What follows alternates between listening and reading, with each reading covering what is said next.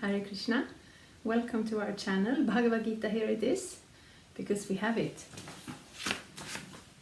Bhagavad-gita as it is, translation and commentary by His Divine Grace A.C. Bhaktivedanta Swami Prabhupada. My name is Labanga Latika. We're in the 12th chapter, and Krishna is describing the qualities of his devotees. Shri Guru Shri Juta Padakamalang. So we heard about devotional service, because the whole point is devotional service. Bhagavad-gita is full of philosophy coming from different angles, kind of condensing the most important knowledge from the Vedas. And then Arjuna says, so what is the best process? And he kind of summarizing it between the impersonal, approaching the impersonal aspect of the Absolute, or becoming engaged in devotional service to the personality of Godhead as a person. And Krishna, he has no doubts. He points us straight to the devotional service. And here he's describing that person. And today we are reading text 15.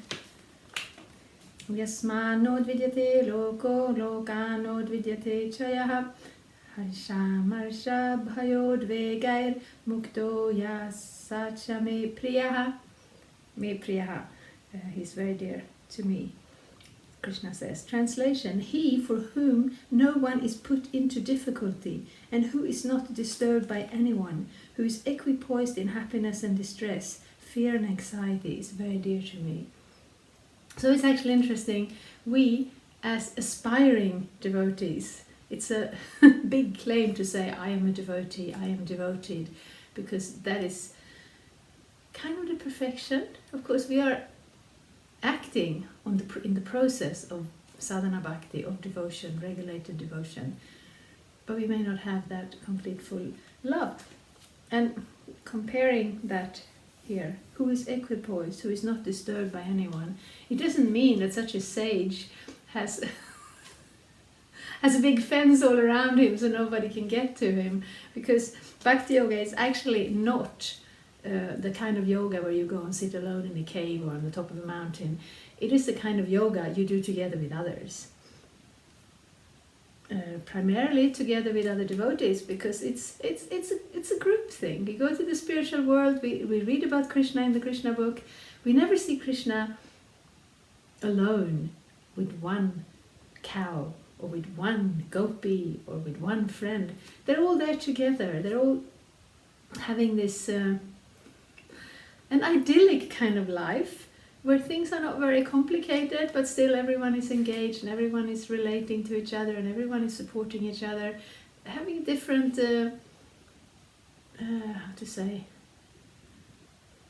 activities or personalities or slightly different focus in the village, but there are no conflicts. But so devotional service doesn't mean you go and hide in a cave or you never see anybody outside of those people you really trust. Even there in the group there will naturally be some small friction because we are different. No, it means that person is so peaceful that he doesn't get disturbed.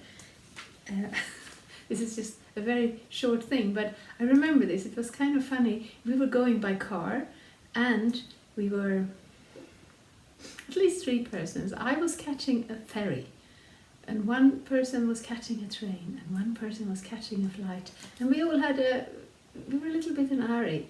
And then we left from the temple, and then a guest was there and said, oh, if the car's going to town, could I jump in? And I said, yeah, sure, there's room for you.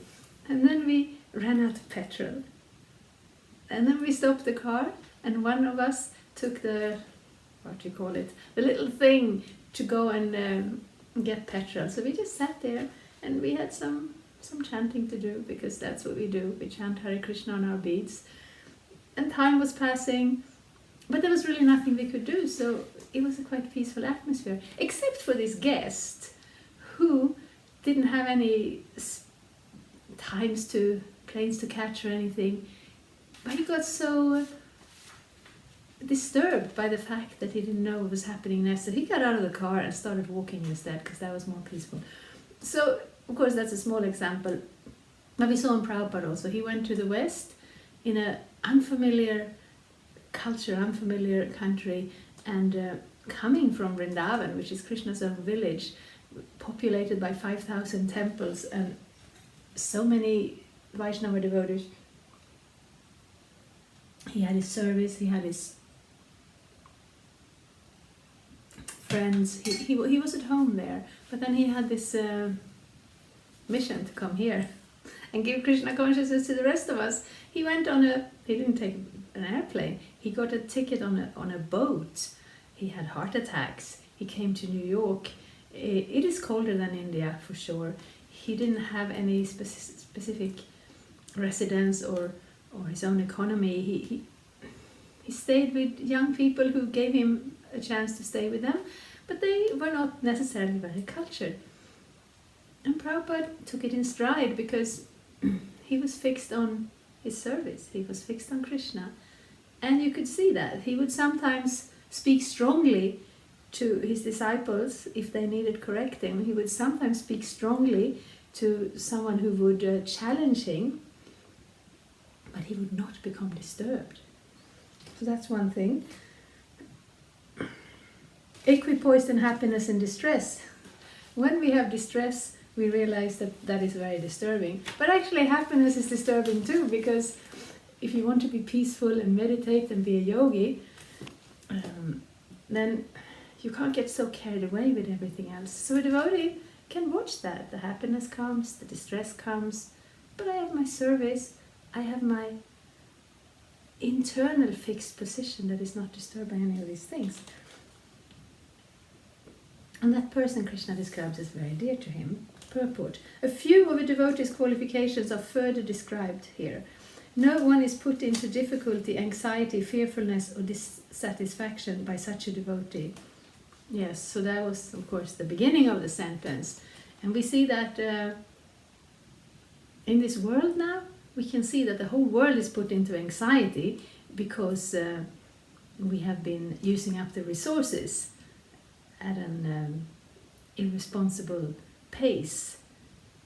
And we can see changes in climate. We can see how some people, or some groups of people, or some countries in this world have grabbed onto more resources and thus leaving the other parts of the world with less resources. There are so many examples.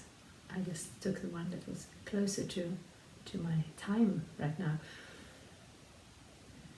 And the devotee of Krishna gets elevated above these qualifications of greed and anger and so on, that create disturbances for others. And that is actually the description of karma. Karma doesn't mean it's not just a mathematical formula for what is good and bad and what gives you good and bad results, but it also shows in this world we are not alone in this world, and when our activities infringe on another's possibility to have a peaceful, happy life, then we will pay for that later. So a devotee knows all those things and also has the highest priority is to be engaged in Krishna's service. Since a devotee is kind to everyone, he does not act in such a way as to put others into anxiety. At the same time, if others try to put a devotee into anxiety, he is not disturbed. It is by the grace of the Lord that he is so practiced that he is not disturbed by any outward disturbance. Actually, because a devotee is always engrossed in Krishna consciousness and engaged in devotional service, such material circumstances cannot move him. Generally, a materialistic person becomes very happy when there is something for his sense gratification and his body. But when he sees that others have something for their sense gratification, he hasn't, he's sorry and envious. When he's expecting some retaliation from an enemy, he's in a state of fear, and when he cannot successfully execute something, he becomes dejected. A devotee who is always transcendental to all these disturbances is very dear to Krishna. So sometimes we think about meditation and mindfulness and those things as a way to become peaceful. Because Krishna speaks about that other places also, that if one is controlled by the mind, if one is too much influenced by these worries, these fears, these anxieties, it is very difficult to be peaceful. And if one is unable to be peaceful, it is also practically impossible to be happy. So sometimes we see that we use meditation, we use mindfulness in a way to calm down the mind so that we will be more peaceful. But the goal of this meditation is not really to make us more peaceful, it's just a natural result. It is just what happens. Because when the mind can find refuge in, how to say, now we are always motivated by our desires. And these desires, they bring on the hankering and lamentation. There is something we don't have and we want it. There is something we have and we are afraid to lose it. But if that thing that we want is serving Krishna, that can really never be taken away from us. So many external things can be taken away from us, and we have seen, of course, devotees in some difficult situations. We had the former Soviet Union, where everything Hare Krishna was very illegal, and we had devotees in labor camps and prisons and mental hospitals. And of course, they were suffering.